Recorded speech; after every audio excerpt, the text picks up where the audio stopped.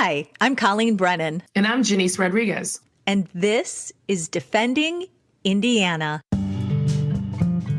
A Christmas Story. Live action nativity scenes and Santa Claus. That's right, there's a lot going on in Indiana during the holidays. Join us while we talk to some of Santa's special helpers from Santa Claus, Indiana, and learn all about how the holidays are celebrated in the state. Hey, Janice. Hey, Colleen. Janice, this is our first episode of season 4, Defending Indiana. I'm very excited. I can't believe it. It seems like forever. Well, it kind of has been. I mean, if anybody, it feels like it. If we had any audience that we had developed in the first 3 seasons, we probably lost them in the past abandoned us. They're like, this gap was too long. I'm sick of defending Indiana. We found something else to listen to. No, but I was really excited for this episode because we've timed this. We've been talking about this episode for like 3 years. This was always one that we wanted to have, but our timing has been way off. Right. Yeah. We thought about it like in February of the following year. Like it was like, oh, we missed that, didn't we? Yeah, exactly. And then we were like, could we do it in the summer? No, we didn't think that was a great. So now we finally recorded it. Here we are, Christmas season. And we've got a holiday episode. Oh my God. I love it.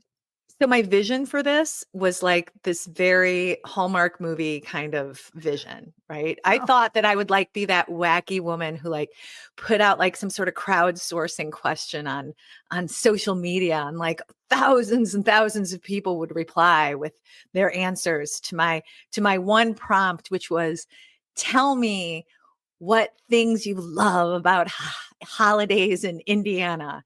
And how did that work out, Colleen? 2 people replied. It's more like a Lifetime movie. It wasn't a Hallmark holiday movie. And one of them was to turn into your stalker. Dun, dun. Sorry, I watched way too many of these movies. It was like sci-fi or something. I don't know what channel it was. It was bad. It was bad. It wasn't Hallmark Holiday though. No, it was Comedy Central. So like it's the delusional comedian. How Colleen ruined her own holiday. Yeah. By realizing how many of her friends don't respond to her on Facebook. You already know your friends don't listen to the podcast. Why do you keep setting yourself up? I don't know. I'm trying to protect you, friend. I know. What a delusional moron. Anyway. Oh. Well, hey, listen, forgive them. It's Christmas time, holiday time, whatever you celebrate or don't. It's just busy in general. Well, then what do they say? So what do they, your 2 friends, somebody had some good memories of Christmas time, holiday time. So one, I'm gonna go in right now and pull up this. She wants to be very accurate. Name names too. Give credit to these people who participate. Who might be listening, maybe. Or at least we should tell them to listen because here, let me share a quick memory. This is anybody who grew up in the region who had parents that worked at one of the mills. That's when you learn what double time and a half was, because Daddy wouldn't be home until the next day. Daddy's not home for Christmas this year, honey. He's like, honey, that's what double time and I'm like, I don't know what that means. He's like, let me explain it to you. That means Santa's going to bring you more. Right, exactly. And I'm like, okay. Literally, I wrote a joke about this. I was like, oh, he's like, do you want, your gem dolls, your strawberry shortcake, or Dad home? I'm like, I picked strawberry shortcake. And it's true. I'm sorry, Dad. But those the breaks. I had a lot of my best friends growing up, Dad was a fireman, never home either. Like, it's like, you took that, if you were shift work, you took that double time and a half back then. So you'd celebrate another day. Yeah. What is a calendar anyway? Right. 25th. Blue. Yeah, exactly. So Joyce, lovely Joyce, who's not even from Indiana. I believe Joyce is from Michigan. Fabulous woman. She has replied that she was my very first person who replied. She said that the Saturday before Thanksgiving, there's usually an impressive furniture auction in Shipshewana. Oh. And they like to go there because it was a great spot and perfect for holiday shopping. So I thought that was pretty cool, right? Oh. All right. I've never been to Shipshewana, have you?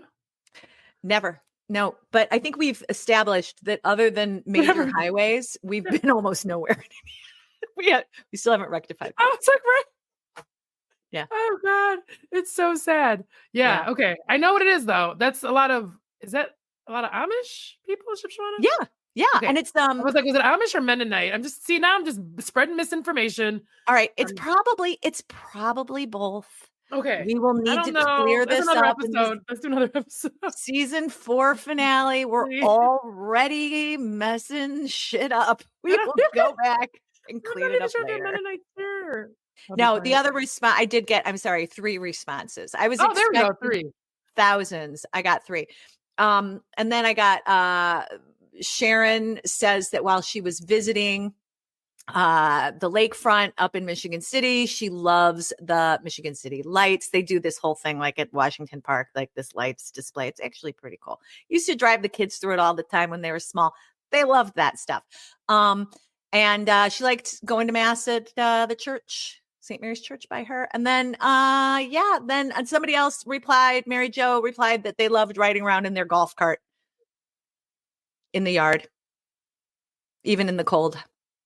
It was a great house escape. I was like, wait, this is in Florida. Who are these people from? No, Okay. this is fun in Indiana. This is what we do in India. So anyway, let's just put it this way. My inevitable conclusion after this attempt at crowdsourcing was that nobody really likes doing anything in Indiana over the holidays. There you go. Well, there you go. That and there the jolly elf just turned into a block of coal. Well, a awesome. black, cold chunk of coal in your stocking. That's me right now. Also, quick Google search. There are tons of Mennonites in Indiana. So there you go. We'll make a whole episode. There you go. Maybe not half an episode, 5 minutes of an episode to exploring. Yeah, there's a whole, the rural town. Oh, look it. The rural town of Shipshewana in Northeast Indiana is home to both Amish and Mennonites. You were right, Colleen. Done. Thank Look at you. that. We know already more did than, it. We know more than we thought we did. We don't have to wait till the final episode. This has already been resolved. No, we've just opened it up for more mistakes. Anyway. I love it. So Christmas, Indiana, Thanksgiving, holidays in general. So we know that the region was missing their daddies. We know, and mommies, and we know that there's a good light display in Michigan City and people like driving around in their golf carts in the cold. All right. So Janice, tell me something else. Give me some Christmas hope. Well, like from my childhood? Yeah. It's so dark and dreary. No, I'm just joking. Well, no, back then they didn't care about like safety or anything. So, child of the 80s. So I was lucky enough, grew up across the street from a park. Mm-hmm. And they had this like kind of like sunken like field. Mm-hmm. There was a big pipe there. They would turn it on and turn it into an ice skating rink. Yeah. They don't do it anymore. But many a kid fell through. Many like we went out there and broke that. Like we were just like horrible. And then I was thinking, how many gallons of water did we waste? Like, is this winter or Christmas? Can we narrow this down to winter? But I felt like on Christmas we'd go out there and like, I don't know, try to play. Once you have your toys, you wanted to go and like show your friends and brag because we were horrible people. Yeah.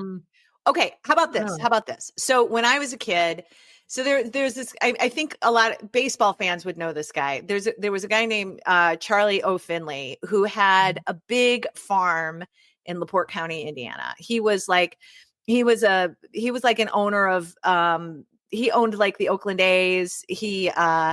I think he also owned Kansas City before he moved. Anyway, he was like a big baseball guy, and I think he was like a big promoter of baseball events and like was sort of outlandish.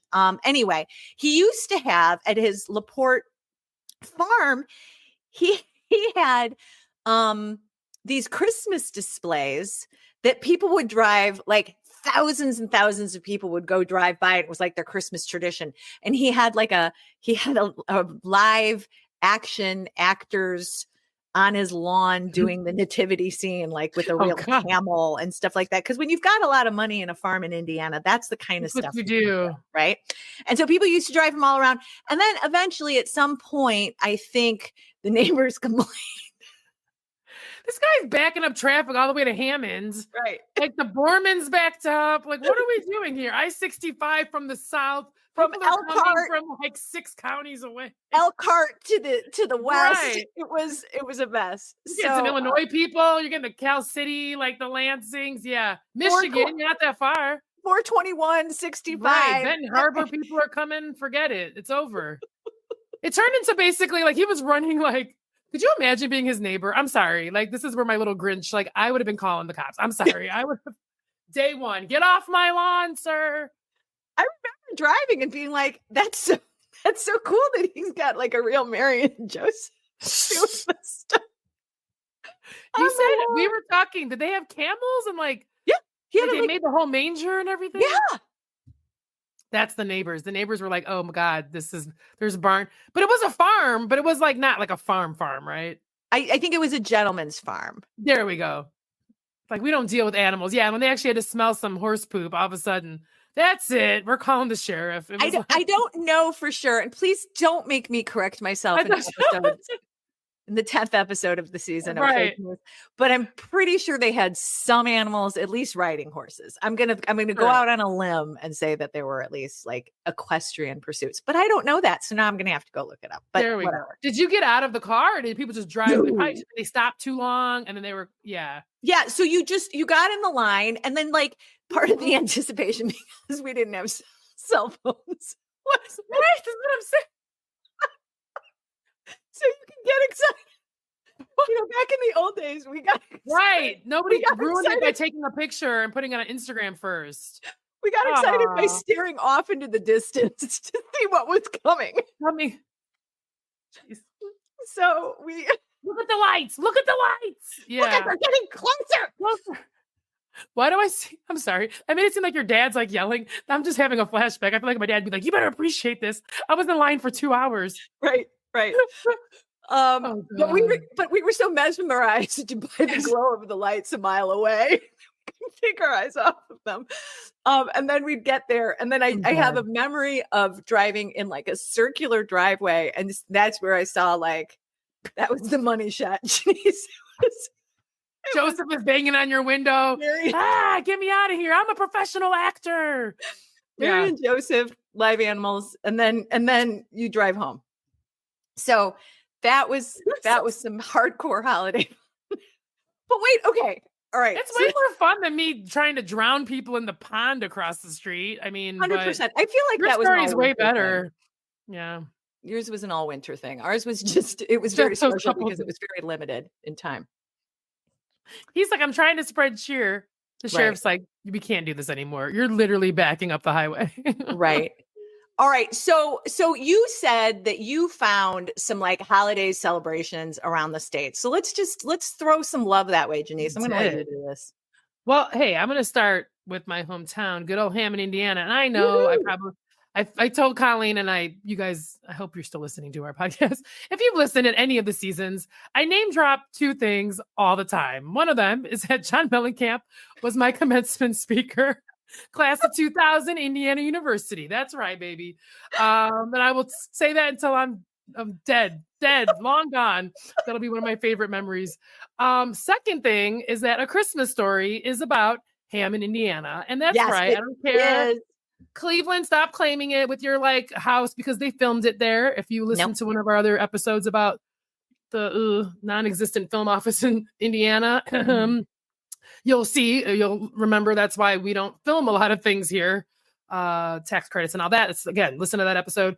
But so Cleveland has like claimed it because they filmed it there. They actually, the house, they left the house open. It's like a museum. It's like a whole thing.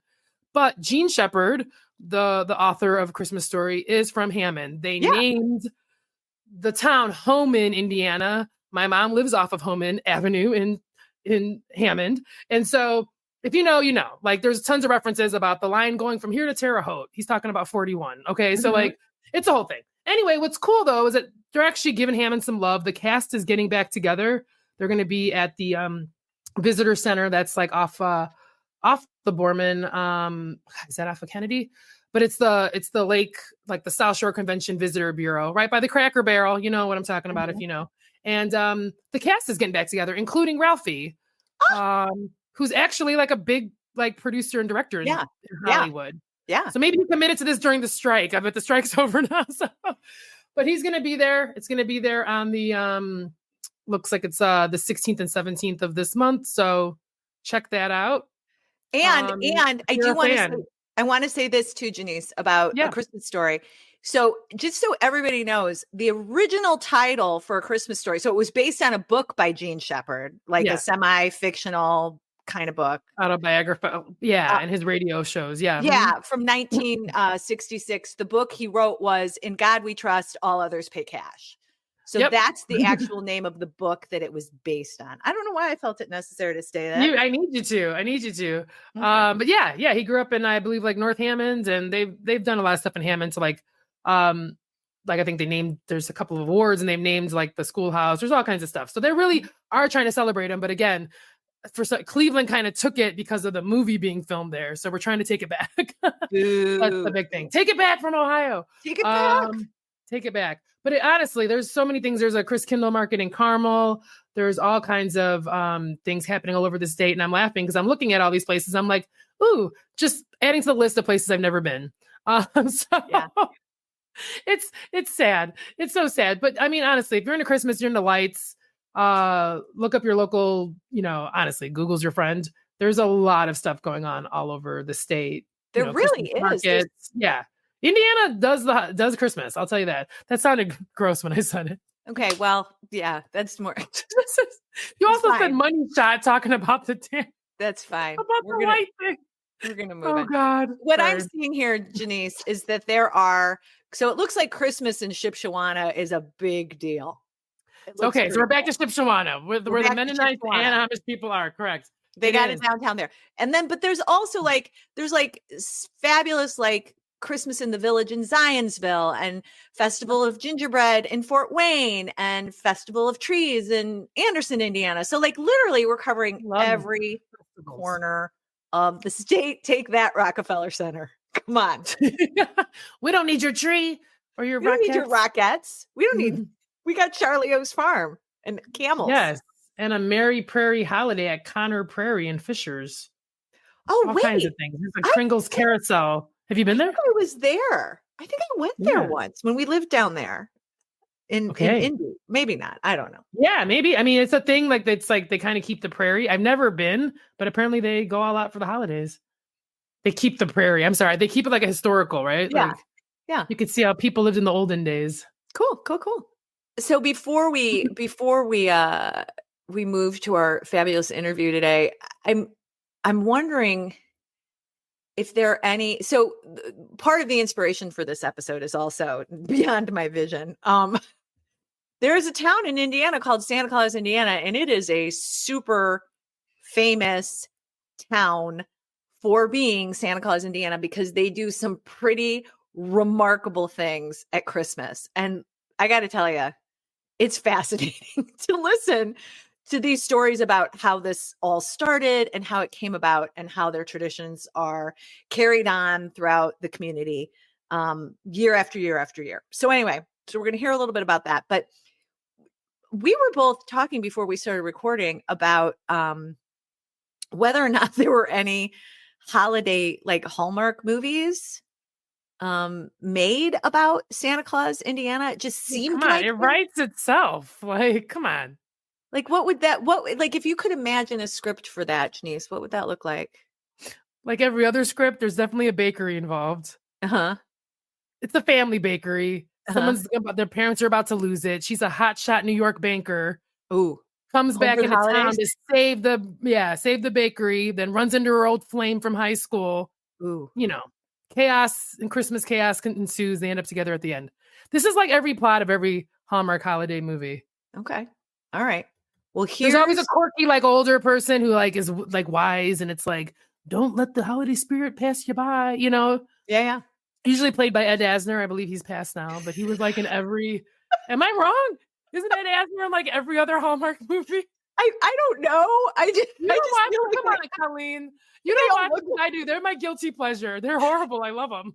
Do you know I've never actually watched a Hallmark holiday movie, but now I'm going to make it my point this year. Binge watch right now after this. Just there's a whole channel. They're on now. No, they're putting them on early. I think they're showing them all year round now. And there's a separate channel.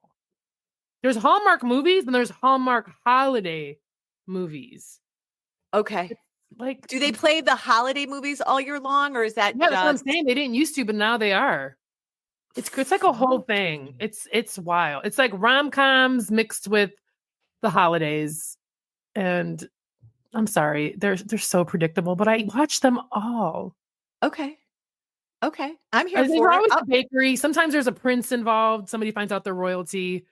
There's a couple like specific plot lines that I'd like to do one for Santa Claus. So did we find out? Was there one in Santa Claus, Indiana? Well, okay, so here's what I have found. Jenna Hudson and Kevin Jenner are polar opposites, working for the same online publication in New York City. Janice! Told you. With both having nowhere they want to be for Christmas, they volunteer for a special writing assignment. After a snowstorm forces their plane to land in none other than Santa Claus, Indiana, the two are placed in a Christmas wonderland, and the focus of their story shifts to saving the historic town inn run by Carol and Christopher Winters. How about that? There's always something going out of business. There's always some like wait. There's more. There's more. As the two overcome their differences, they also rediscover the magic of Christmas. But with the inn's fate in jeopardy and the return of Jenna's ex-boyfriend, How is he there? Lend a helping hand to try to bring Jenna and Kevin together.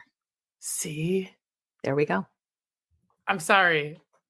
I mean, it's magical. It's right there. It's right there. So this time, instead of a bakery, there's an inn. There's a lot about inns. Yeah. There's a lot about rest. There's always a failing business. That's pretty much a like common theme.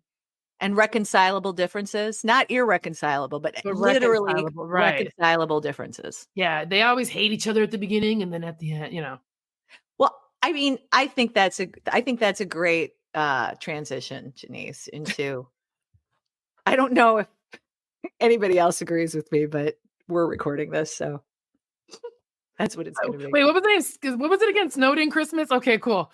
I will be watching that tonight with popcorn. Thank you. It's a Lifetime movie, though. Oh. Okay. And I just read the IMDb summary in case if there's any. And nobody got murdered in it? Because Lifetime's all about like. No. Lifetime's scary. Well, and I did in college. I watched the Lifetime TV movies in college. Yeah, because they were like in this movie, like the ex is like a stalker. Like this, yeah. For it to be Lifetime, it's a whole different thing. We're going to rewrite the script, Colleen. Okay. Well, the movie came out in 2017, apparently.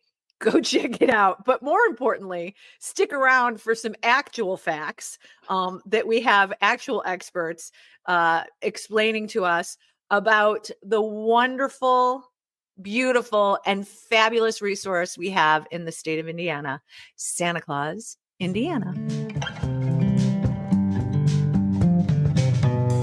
Our guests today are both residents of Spencer County, Indiana. Our first guest, Melissa Arnold, is the executive director of the Spencer County Visitors Bureau. And Kathleen Crews is here as well. She's the director of the Santa Claus Museum and Village. Welcome to you both. Thank you.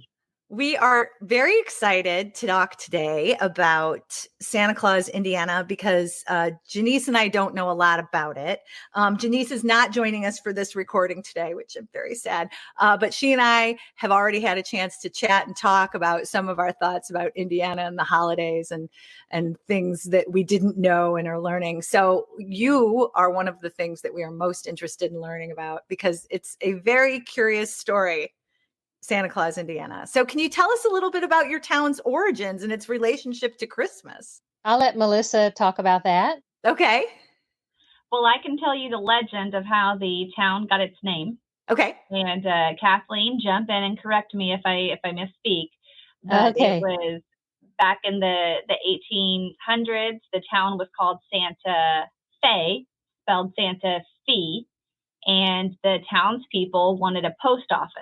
So they went to the United States Postal Office to request one, but there was already a Santa Fe, Indiana nearby.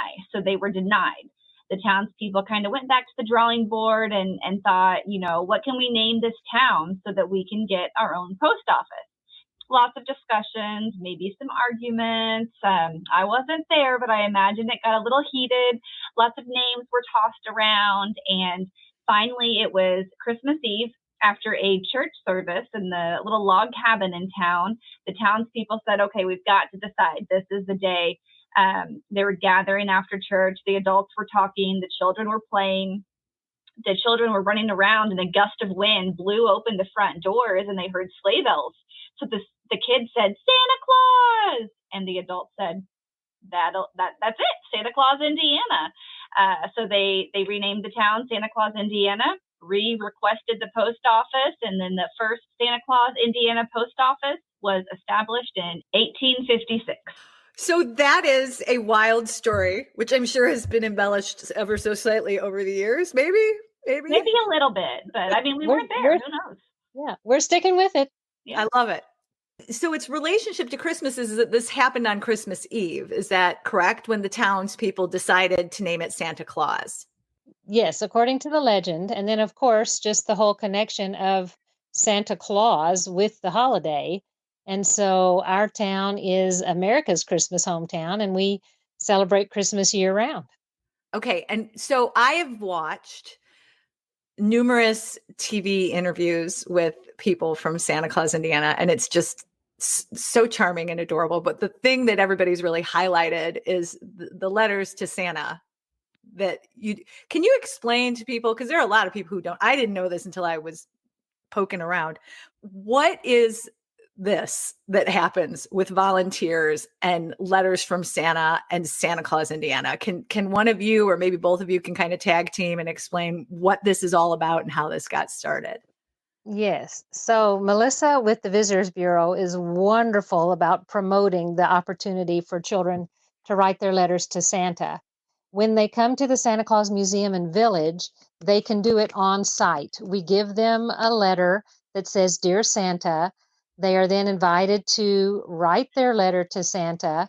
And as long as they include a name and address, our elves help Santa answer all those letters. Wow. When they finish with their letter, they drop it into a magic mailbox that's in our original 1856 Santa Claus post office. And then they shake the jingle bells, which calls the elves to come and get their mail to deliver it to Santa Claus. And so when letters come from around the world or off-site to the Santa Claus post office, those letters are sent over to the Santa Claus Museum and Village, and our volunteer elves help Santa answer 25 to 35,000 letters every year. Wow. And what's super awesome about it is it never costs a child a penny to write a letter or to receive a letter.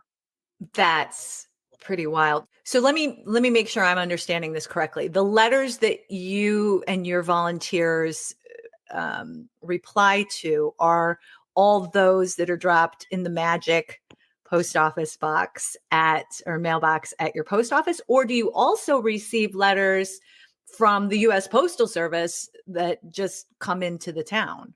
Right. Yeah. Both of those. So whether they write them on site and drop them into our magic mailbox, okay, or whether they write them to Santa Claus, we accept them, and our elves and Santa answer those letters. So we do get letters that just say Santa Claus. We get letters that say North Pole. We get letters that, might even say St. Nick on the front.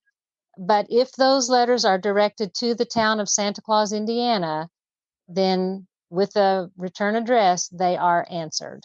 25 to 30,000. Is that what you said? 25 to 35,000. Yes. Wow. Okay. What's the furthest away place that you've ever received or that you're aware of? Well, the furthest away, that's a geography question there. Well, we get a lot from Asia, so Taiwan and China and Japan. We get a lot from Russia. We get them from Australia. Wow. All over Europe. And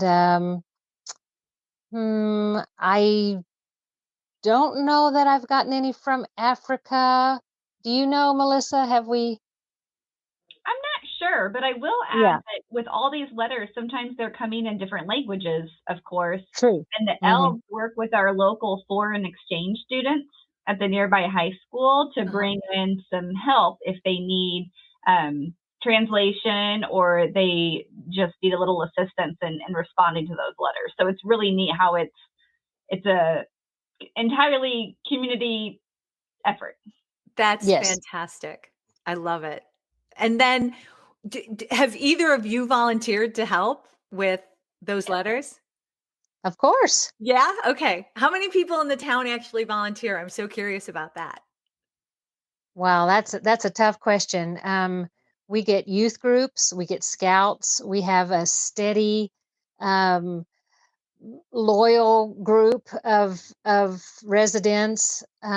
We have people who are new to the town who hear about it and decide. So we have never been able to give an exact number because some are repeats and some are one timers. But every every day from the day after Thanksgiving until Christmas Eve, we have people writing all day long in groups of 10 to 15 at a time. So it's a nice large number. Are you aware of any place else in the US that does this? I know there are other places where you can send your mail and you can get a response, but you have to include a fee. Oh, so you're okay. So you're the only strictly, well, free service. Or Yes, as far as I know. when the kids are writing the letters, are there any things that they ask for that seem very difficult to answer and in the letter form? Yes.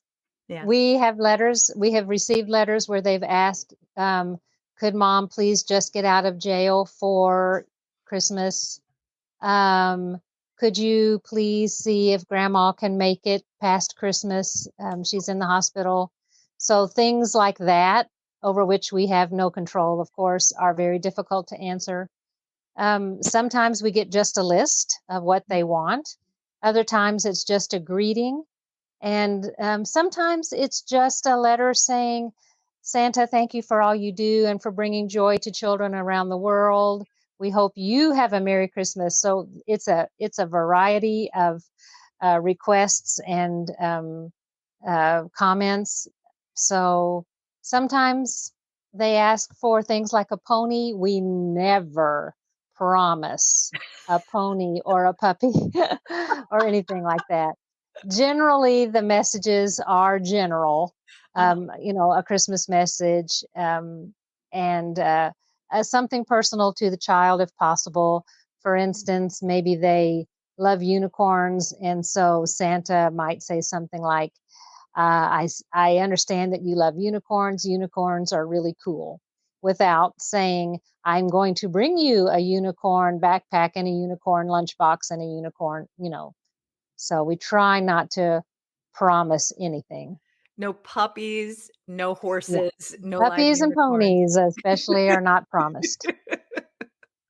And some of the funnier letters I know I've heard of, or sometimes there's been a kid who has sent a key to their house because they don't have a chimney for Santa exactly. to go in. Mhm. So that had to be returned.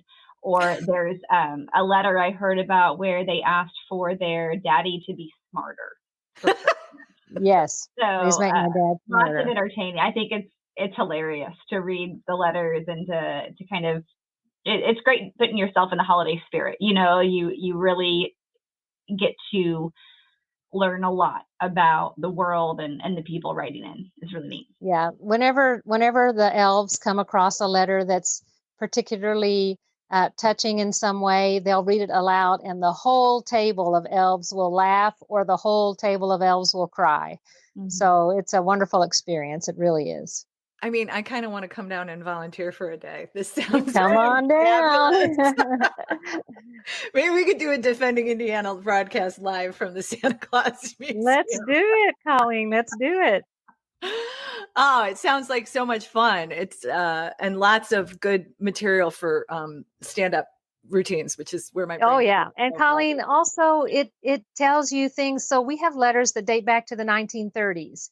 And there are kids who mention the Depression. There are kids who mention the World War II. There are kids who mention my dad just got back from Vietnam, etc. And one that I got last year that I thought was very indicative of the time period was a little girl who said, "Dear Santa, I'm writing you from Poland. I don't want you to lose track of me. I'm actually from the Ukraine, but my family had to move because Wow. of the war." Yeah. So, you know, they do tell stories of all kinds. So really it's a historical archive that you have there as well. I mean, It that's is. something that I had no idea about until now. So do you save all of the letters and archive them, or No, a we do select not. few?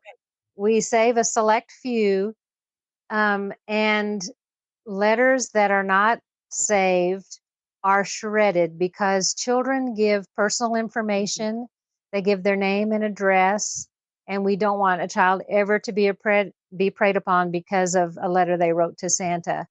Sure. And even letters that are saved, that are displayed, the addresses are completely taken off. So there's no database. They are very secure in our possession, or they are shredded. So, for parents who are listening, if your children are interested in sending a letter to Santa, this is a perfectly safe space where the kids are protected because your Mm, addresses are not and your personal information are not exposed at any correct. point. Okay. Right. That's good. That's another good thing to note. Once the letter campaign is over, what happens in Santa Claus, Indiana? Well, I'd say it's more about what's going on at the same time. Okay. So the letters are collected all year round, but of course the biggest push is during the holiday season. And then, like Kathleen said, the elves are busy responding to letters and helping Santa from Thanksgiving through a few days before Christmas to make sure the letters can get back to the child who sent the letter. But in addition to that, the town hosts a 3-weekend Santa Claus Christmas celebration. So there's events the first 3 weekends of December, like chestnuts roasting on an open fire at Santa's Candy Castle. There's a Santa Claus Christmas parade the second Saturday of every year. There's a craft show that's held also on the second Saturday. The Santa Claus Land of Lights, that actually kicks off Thanksgiving night. And that's inside Lake Rudolph. And it's a light show that tells the story of Rudolph the Red-Nosed Reindeer. So lots of activities and events like that throughout the season, plus shopping. The Santa Claus Christmas store is a huge store here, Evergreen Boutique, Santa's Toys, and wonderful spots like the museum have gift shops inside too with artisan-made items that you can't find anywhere else. And Kathleen, are there special events that happen at the museum as well during this time? Absolutely. So we have an elf who helps the children write their letters to Santa. We also have Santa who visits in his Santa's museum office. And then we have events going on in our beautiful historic 1880 Santa Claus church. So we have a Christmas concerts, we have a bell choir, we have a rendition of 'Twas the Night Before Christmas that's an interactive storytelling. We also have Mrs. Claus that's got story time a couple of weekends. We have a performance of the Polar Express, and these change year after year, so that we have different activities going on, as well as just people being able to poke around in the museum and learn about the history of the town and the legend that Melissa shared about how we got our awesome name. And about how many people do you estimate come every year for all the festivities through the holiday season?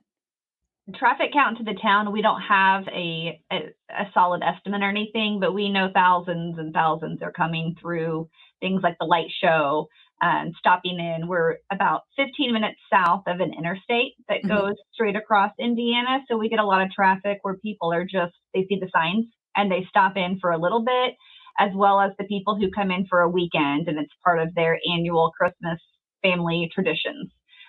So we see a lot of people during the holidays, especially on those weekends when all of the activities and events are happening. How fun. Well, you guys have been wonderful. And this has been a lot more information than I was able to find online. And so I'm so glad that you were able to provide some clarity for some of those things and then also add some additional interesting facts. So before we end our interview today, if you guys wouldn't mind, we ask all of our guests at Defending Indiana a couple questions, the same questions. And I'll start with Kathleen, because visually you're at the top and Melissa's right below you on our video screen. But Kathleen, tell me, what is your favorite thing about Indiana? My favorite thing about Indiana is the Hoosier hospitality. When people come here, they say, yeah. Oh, I'm so sorry, Melissa. Well, we're twins on that. When people come here, they always say, everybody here is so nice. Everybody here is so nice. And we're super proud of that. You know, we have the cleanest, friendliest amusement park in Holiday World. We have the Santa Claus Museum. We have the Candy Castle and things like that. And that's just in our little neck of the woods. We also have the Lincoln Parks, which are amazing. And then, you know, the whole state of Indiana has an array of different kinds of attractions and different kinds of interesting places. So we're super proud that our whole state is a friendly and welcoming state. Okay. And then Kathleen, if you could change one thing about the state, what would that be? I would change its reputation as being a flyover state.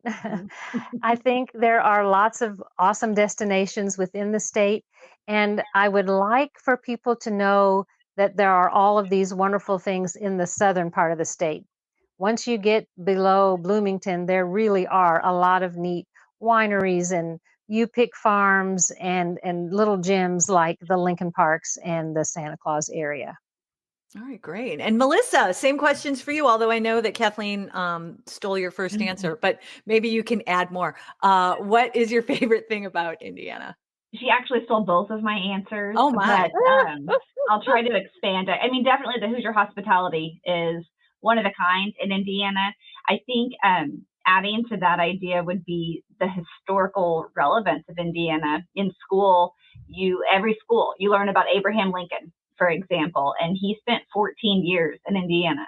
And that's a little known fact for most people. You think of him being born in Kentucky and then Illinois as the land of Lincoln, but 14 years is a significant amount of time. And that's where he learned how to read. You know, he learned the law and he learned a lot of what kind of shaped the president that we all learn about when we study history. So I think that's wonderful about Indiana. We also have one of two archabbeys in the United States located right here in southern Indiana. So just kind of adding to what Kathleen said, there's so much here, and a lot of it is lesser known than some of the landmarks and historical sites in other areas throughout the country. So I think we're fortunate to have that, and our community is proud of those things, very proud to be the place where Lincoln was raised and home to all these really neat historical gems. Awesome. And then, so I know you said she stole both of yours, but I'm still going to ask it anyway. If there's anything that you could change about Indiana, what would that be? Same. The recognition. I think Indiana has so much to offer, has so many neat places, some well known, some not known at all. And I wish that was wider known. Really quick before we go, can you tell us how people can find out more information on Santa Claus and all the things you guys do there? Well, for Santa Claus, Indiana, and the whole Spencer County area, anybody can go to santaclausind.org or just type in Santa Claus, Indiana into Google and hopefully we'll come up. But we've got a website full of all the great attractions, the things to do, upcoming events, where to stay when you visit, where to eat, and lots of trip planning tips and ideas for anybody considering a visit. All right, everybody, go check out Santa Claus, Indiana. Thanks so much for all of this information. It's been a real pleasure speaking with both of you. Thank you. Thanks, Colleen. Mm-hmm. Defending Indiana, featuring Colleen Brennan and Janice Rodriguez, is produced by Colleen Brennan and Janice Rodriguez. Theme music and sound editing by Michael Miltenberger. Thanks so much for listening.